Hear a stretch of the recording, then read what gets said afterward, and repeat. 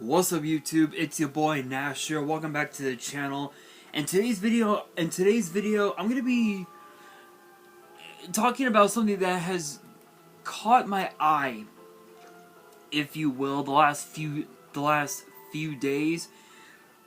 Excuse me. And I'm gonna be talking about that right now in today's video, which this is something that's been something that's been bugging me. So, if you guys don't know, the match known as Hell in a Cell was designed to, for those who who have never seen a Hell in a Cell match. The concept of the structure was to put an end to certain rivalries that end up getting a bit personal, if you will. Whether whether it was Edge versus Seth Rollins, whether it was John Cena versus Randy Orton, Triple H, and The Undertaker, it did not matter. But for those who don't know, the most amount of people that have been inside Hell in a Cell was 6 men. Those 6 men were Stone Cold Steve Austin, Triple H, The Undertaker, The Rock, Rikishi, and Kurt Angle at Armageddon in 2000 for the WWE title, which was a very hellacious matchup, to say the very least. The second most, I think, was only 4 men, which is usually tag team matches, if you will. So in today's video, I'm going to be talking about the big question of, is the Hell in a Cell Premium Live event finally over after all these years? So again, for those who don't know, the Hell in a Cell match was designed to end rivalries and make careers, if you will, when it came to championships or when it came to rivalries. And the first Hell in a Cell Premium Live event took place on October 4th, 2009, inside the Prudential Center in Newark, New Jersey, and the attendance record was 12,356. The matches that were on the card for this one, you had Matt Hardy versus Mike Knox, which was the dark match. And then we had, I believe, 1, 2, 3, 4, 5, 6 titles defended. We had The Undertaker versus CM Punk in the first Hell in a Cell match of that night for the World Heavyweight title. We had John Morrison and Dolph Ziggler for the Intercontinental title. We had Mickie James and Alicia Fox for the Divas title. We had Jericho, which was Chris Jericho and The Big Show, against Batista and Rey Mysterio for the Unified Tag Team titles, or I guess now we call them the Undisputed Tag Team titles for some reason. Randy Orton and John Cena for the WWE title in the second Hell in a Cell match. Drew McIntyre against R-Truth, which was a very interesting squash match. Kofi Kingston, The Miz, and Dolph Ziggler. Sorry, Kofi Kingston, The Miz, and Jack Swagger. Sorry. Kofi Kingston, The Miz, Jack Swagger. Sorry, for the United States title, and then of course you had DX, Triple H, and Shawn Michaels against The Legacy, which was Cody Rhodes and Ted DiBiase Jr. in the third Hell in a Cell match of the night. Now, to be fair, this was probably one of the worst cards in WWE history when it came to premium live events, because of the fact that usually with Hell in a Cell matches, usually they go about no more than about 20 minutes to about maybe 35 minutes at best. And the first and third Hell in a Cell matches, the world title match and the tag match, lasted not literally not even 20 minutes, which was pretty sad. Pretty sad to say the very least. But that was just in 2009. You look at 2010. You look at 2010, and 2010 was a very interesting one, a very interesting event. It took place at the American Airlines Center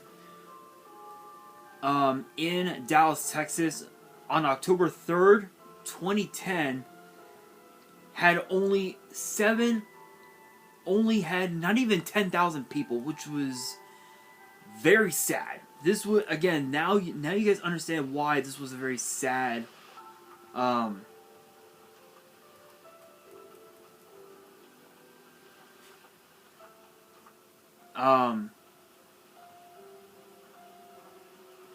which was a very sad matchup, if a very sad card, if you will. So the dark match of this one was Goldust, Kofi Kingston, and R-Truth against Dolph Ziggler, Cody Rhodes, and Drew McIntyre, which was very interesting. This one was weird because the first match of the card to kick off the main card, if you will, was Daniel Bryan, The Miz, and John Morrison for the United States title in a submissions count anywhere match, which was very weird. And then there were only 2 Hell in a Cell matches on for this one. Both of these actually lasted over 20 minutes, which was pretty cool. Which was Randy Orton and Sheamus for the WWE title, and then of course Kane and The Undertaker with Paul Bearer for the World Heavyweight title, which ended in controversy, to say the very least. We had Edge and Jack Swagger, and then of course we had Wade Barrett and John Cena, where if Wade Barrett lost, the Nexus would have been forced to disband in full. But if Cena lost, which he did, he had to join the Nexus, and if he did not obey Wade Barrett's orders,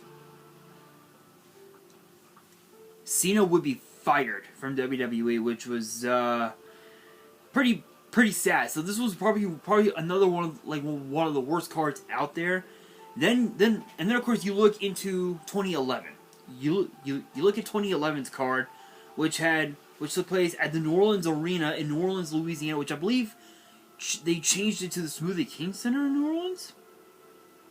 Yeah, they ended up changing it to the Smoothie King Center, which had only 9,400 people, which was very sad, unfortunately.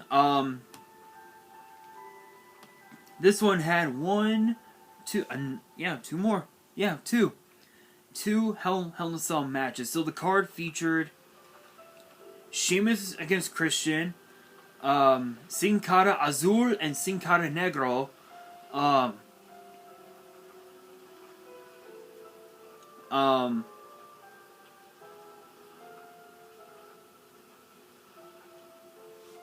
which that was the weirdest match ever. 2 Sin Caras going at it. I don't know. But we also had Air Boom, which was Evan Bourne and Kofi Kingston, against Dolph Ziggler and Jack Swagger for the tag team titles. Mark Henry and Randy Orton for the inside Hell in a Cell for the world title. Cody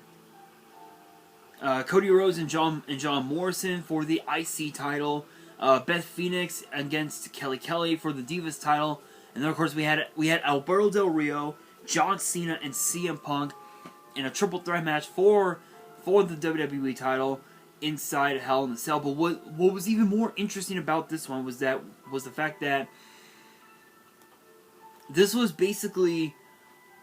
under Triple H's rule as COO, I guess you could say, and it was unique. I can tell you right now, it was very unique. So, yeah, and the last 14 years, let's see, 2009, 2019, 2022, yeah, the last, like, 12, 13 years, Hell in a Cell became a very interesting staple to WWE as far as the premium live events go, if you will.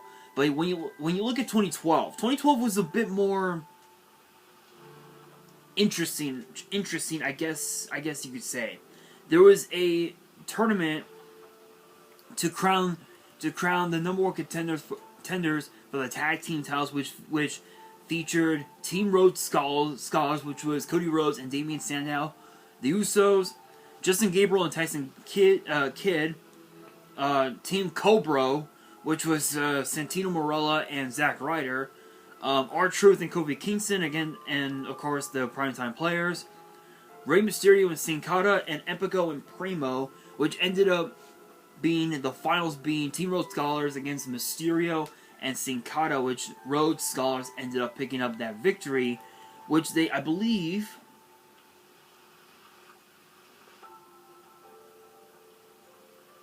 they were able to go up against Team Hell No for the tag team titles, which ended in a disqualification for some reason. And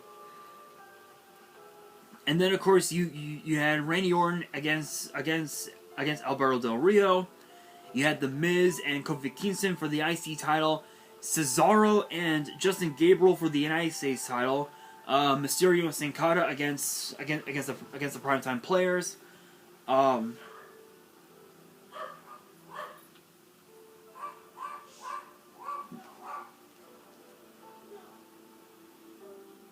Sorry guys, we have dogs barking for some reason. Anyway, we had Big Show and Sheamus for the World Heavyweight title.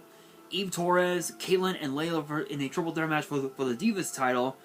And then the only Hell in a Cell match that was on the card was CM Punk against Ryback for the WWE title, which ended up being the worst.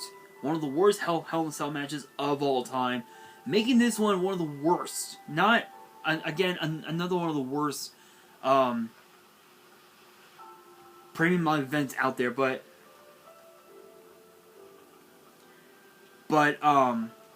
2013 kind of unique, because this one had yet only a single, or actually two Hell in a Cell matches. These two were, let's see, CM Punk against Ryback and Paul Heyman, and of course Randy Orton and Daniel Bryan, which this was what sparked, obviously, the whole, the whole, I guess you could say the rebirth of the McMahon-Helmsley regime, I guess you could say, or I guess technically the Authority, I guess you might say. But it was rather unique because this one featured the return of John Cena as he took on Alberto Del Rio for the World Heavyweight title, and then we saw the Rhodes brothers, Cody Rhodes and Goldust, taking on the Usos and the Shield in a triple threat match for the tag team titles, which was a hell of a matchup, I must admit. It was pretty interesting, but I think the WWE title matchup was pretty interesting because we got to see Shawn Michaels become the special guest referee because of the fact that he knew both Daniel Bryan and Randy Orton personally. It became one of the most not iconic, but one of the most interesting events in history. Then you look at 2014. This one became actually one of the most, in my opinion, the most memorable, in my personal opinion, because we had Dolph Ziggler and Cesaro, which was a 2 out of 3 falls match for the Intercontinental title, which Ziggler defeated Cesaro 2 falls straight. Pretty crazy. We had the Bellas facing off against each other, where the loser would have to become the winner's personal assistant for a month, and if she refused, she would be fired. Goldust and Stardust against the Usos for the tag team titles. John Cena and Randy Orton in a Hell in a Cell match to determine who would be the number 1 contender for the WWE World Heavyweight title, which ended up being Brock Lesnar which had Brock Lesnar being the champion. And then, of course, we also had Seth Rollins and Dean Ambrose inside Hell in a Cell. So that's another 2 Hell in a Cell matches. 2015 became another one of the most memorable because of the fact that this one featured, I believe, 3 Hell in a Cell matches. Let's see, 1. Oh, okay, only 2. So this one had 2 very, very memorable Hell in a Cell matches. The first one was Roman Reigns and Bray Wyatt, and the other one was Brock Lesnar against The Undertaker. Excuse me. Which ended up being their second encounter inside Hell in a Cell. Obviously, Lesnar and The Undertaker, they've been in the ring so many times. It's like, why? But this one became the most memorable night because of the fact that Seth Rollins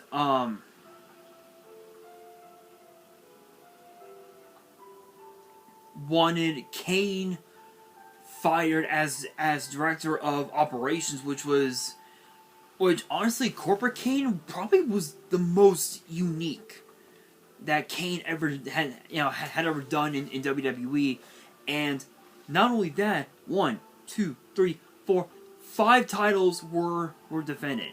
The U.S. title, the tag titles, the Divas title, the WWE World Heavyweight title at that time, and of course the IC title, which all of them became rather unique, I guess you could say. But the Hell in a Cell matches truly proved that the rivalry between both Bray Wyatt, between Reigns and Wyatt, and of course Undertaker and Lesnar was actually over. But you look at 2016, this became the most historic Hell in a Cell premium live event of all time, because this one featured not 1, not 2, but 3 Hell in a Cell matches. The first one was Roman Reigns and Rusev for the United States title, which was the first time ever that the U.S. title was defended inside Hell in a Cell, which is pretty cool. Kevin Owens and Seth Rollins for the Universal title. And then the main event, Charlotte Flair and Sasha Banks for the Raw Women's title. First time ever that women were stepping inside Hell in a Cell. That's what made this night became so iconic, was the fact that we've never seen women compete inside Hell in a Cell, but this was the match that needed to end the rivalry once and for all. Or so we thought, because unfortunately Sasha Banks did not give up, and the rivalry kind of ended, I think what was it, at Roadblock, end of the line, I think it was. So it was interesting.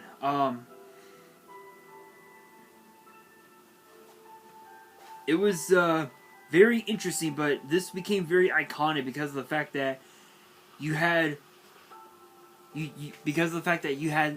Sasha Banks and Charlotte Flair's rivalry getting so bitter. It was so bitter, you can't even describe it.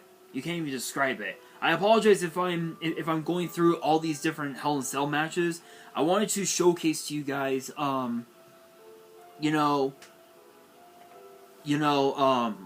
what the match meant to WWE, and basically just discussing why it became a premium live event, basically, instead of like a rare occurrence, I guess you could say. Um, but you look at 2017. This one I believe only had two. The first one was the Usos against the New Day's Big E and Xavier Woods for the SmackDown Tag Team titles. The other one was Kevin Owens and Shane McMahon in a first time ever Hell in a Cell Falls Count Anywhere. Yeah, Falls Count Anywhere inside Hell in a Cell. That's what sparked Sami Zayn to turn heel, and he ended up becoming the man that we see now, basically. 2018 became. I think these next couple events became the worst ever because of how the matches ended. So 2018 we had, let's see, two. We had two Hell in a Cell matches on this one. The first one was Randy Orton and Jeff Hardy. The other one was Roman Reigns and Braun Strowman for the Universal title with Mick Foley as the guest referee. And this was because of Braun Strowman's Money in the Bank cash-in, which we've had that one before. We've seen, we saw John Cena tell the world that he was going to cash in at a certain time. He failed. We saw Rob Van Dam do the exact same thing. Only difference is that with Rob Van Dam, he actually succeeded. John Cena failed. John Cena failed his cash-in. Braun Strowman's cash-in was no different because Brock Lesnar got involved, and the match basically ended in a no contest. So there was no clear-cut winner as to who would become the Universal Champion, and the reason being is because of the fact that Brock Lesnar was pissed by the fact that he didn't get his rematch for the title. He didn't get it at all. So that's basically the reason why Brock Lesnar got involved, was because of that reason right there. Now 2019 became arguably one of the worst Hell in a Cell cards of all time. And the reason being is because while it is true that yes, we did see Becky Lynch and Sasha Banks compete inside Hell in a Cell for the Raw Women's title, it was the fact that the main event featured Seth Rollins and Bray Wyatt as The Fiend. And the reason why this match ended the way it did was because Seth Rollins kept hitting Bray Wyatt with stomp after stomp after stomp after stomp after stomp after stomp, and it got to a point where the Fiend character of Bray Wyatt just kept getting back up, and Seth Rollins had enough. He piled a ladder, he piled chairs, a toolbox with a bunch of tools, everything that you could think of on top of Bray Wyatt, and hit him with a sledgehammer, which forced the referee to stop the match. And thus, Seth Rollins did retain the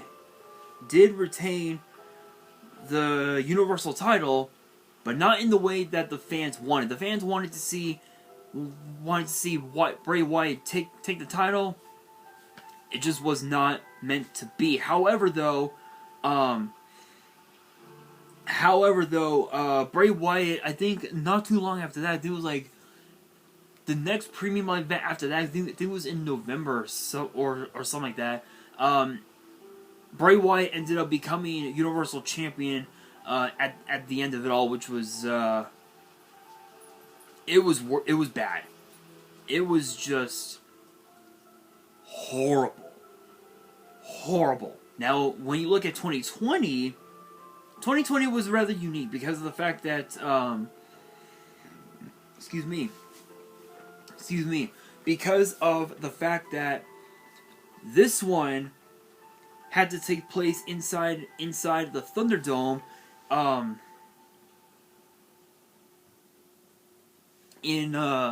inside the Amway Center in Orlando, and this one had three Hell in a Cell matches. So the first one was Roman Reigns against Jey Uso in a first ever Hell in a Cell I Quit match for the Universal title, where if Jey Uso won, he becomes champion. If Roman Reigns won, Jey Uso had to fall in line and become Roman's right-hand man, I guess you could say. And that's what happened. Reason being, because of the fact that, well, Jimmy Uso got involved, and Roman Reigns decided to hit a guillotine on Jimmy Uso, which forced Jey to say, "I quit." Which, I don't blame Jey, but Jimmy's right. Jey never should have quit, in my personal opinion. The second Hell in a Cell was Sasha Banks and Bayley for the SmackDown Women's title, which basically ended the rivalry between these two. And then the third became actually one of the longest Hell in a Cell matches of all time. Randy Orton and Drew McIntyre for the WWE title, which was rather unique. Very interesting that it had to take place inside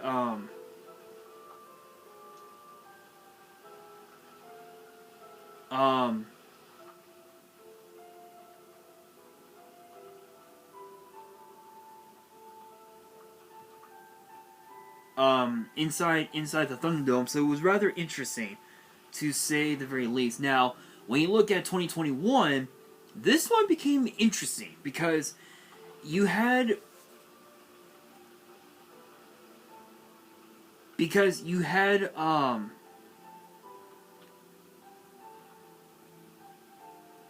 another premium live event that had to take place inside the Thunderdome, but this one took place inside the Yuengling Center in Tampa, which was basically Big E's hometown, and these two took place inside the Thunderdome because of the COVID-19 pandemic. It had to be held behind closed doors. Now, I must admit, though, this one is unique. This one had only this had two Hell in a Cell matches. The first one was for the SmackDown Women's title between Bayley and Bianca Belair, and the other one became a last chance match for the WWE title between Drew McIntyre and Bobby Lashley, with the help of MVP, of course. So it was interesting. Not the worst, but it wasn't the best either. So it was a bit of like mixed reaction, I guess you could say. There was a lot of mixed reviews on social media and whatnot, so it was rather unique. But when you look at this past year's card, this one became one of the most memorable because of the fact that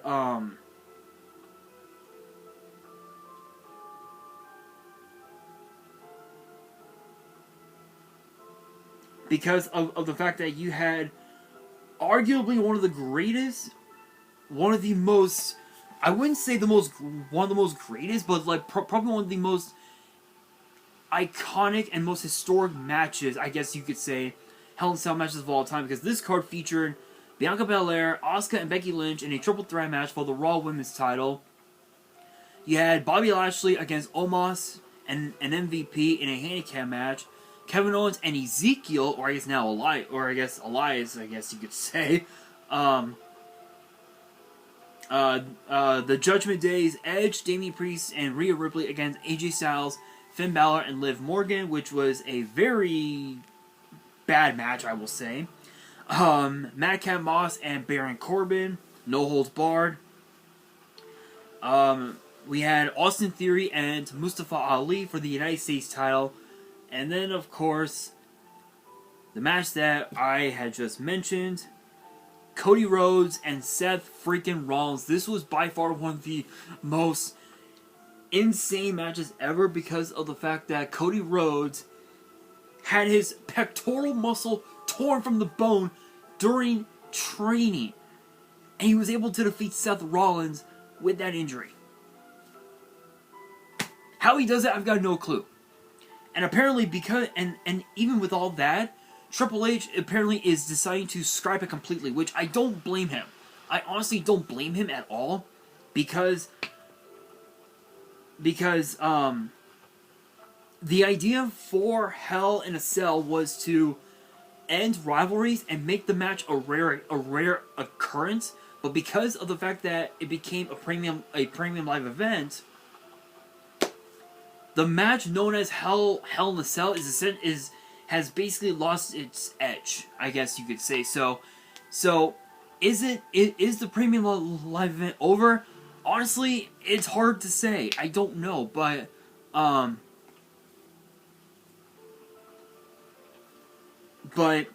to be honest, I think having the match, having the Hell in a Cell, having Hell in a Cell as a premium live event, kind of took away its legacy, took away its prestige, I guess you could say, because when you look at the first one back in '97 between Shawn Michaels and The Undertaker, this match sparked not only the end of a very heated rivalry, but it basically started what ended up becoming known as the Montreal Screwjob at Survivor Series later on that year in November of '97 at Survivor Series, which we all know why. But I do want to get your guys' thoughts on this, because I'm very curious. Should Hell in a Cell remain as a premium live event, or should it come back as a rare occurrence, if you will? Let me know down in the comments. And yeah, just wanted to give you guys a quick history lesson and show you guys how many premium live how many Hell in a Cell matches took place at the event, and it's 29 Hell in a Cell matches at the event, which is pretty crazy. But again, I do want to get your guys' thoughts on this. And who knows? As we move closer and closer to the new year, to 2023, there's a lot that could potentially happen. We could see it as a premium live event, but we could also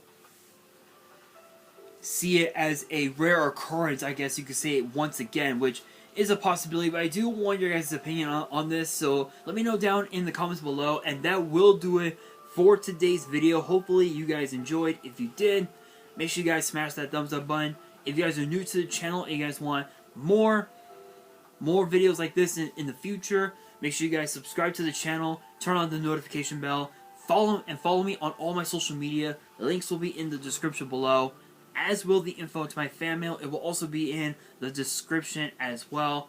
And on that, this is your boy Nash, signing out.